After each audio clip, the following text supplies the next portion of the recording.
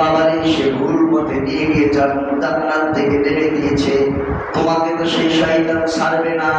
কারণ তোমার বাবারে যখন আমি তৈরি করি, তোমার বাবারে যখন আমি বানাই, আল্লাহ রাব্বুল আলামিন বলে ইক্কালা রাব্বুকা লিল মালাইকা ইন্নী খালিকুম বাশারাম মিন সালসালিন মিন হামাইন মাসনুন।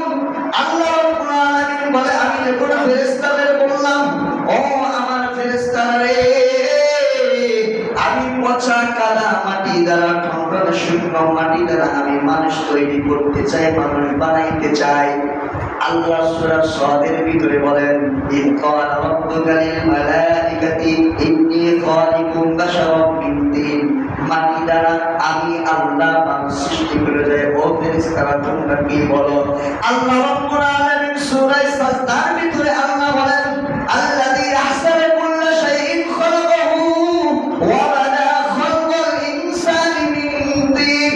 আল্লাহ রাব্বুল আলামিন বলে দুনিয়ায় যত মাখলুকাত আমি আল্লাহ সৃষ্টি করলাম, সব কিছু আমি আল্লাহ সুন্দর আকৃতিতে, সুন্দর গঠনে সব কিছু আমি সৃষ্টি করেছি। কিন্তু শুনে নাও ওয়া বাদা খালকাল ইনসানি মিন তিন।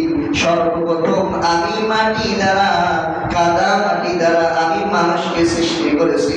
বলেন সুবহানাল্লাহ। আল্লাহ বলেন ফাইদা সাওয়াইতুহু ওয়া নাফাখতু ফীহি মিন রূহি ফাকাউ লাহু সাজিদিন।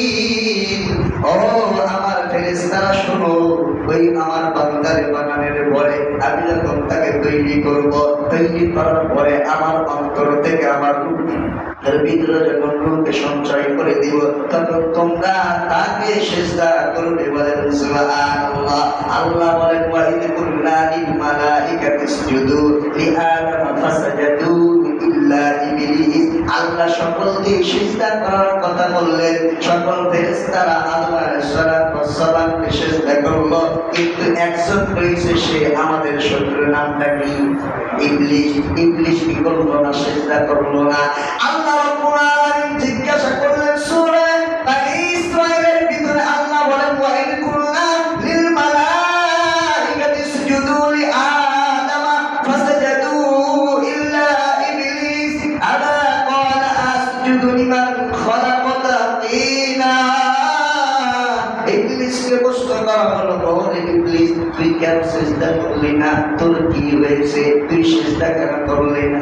ইবলিস জবাব দেয়, কি জবাব দেয় শুনবেন?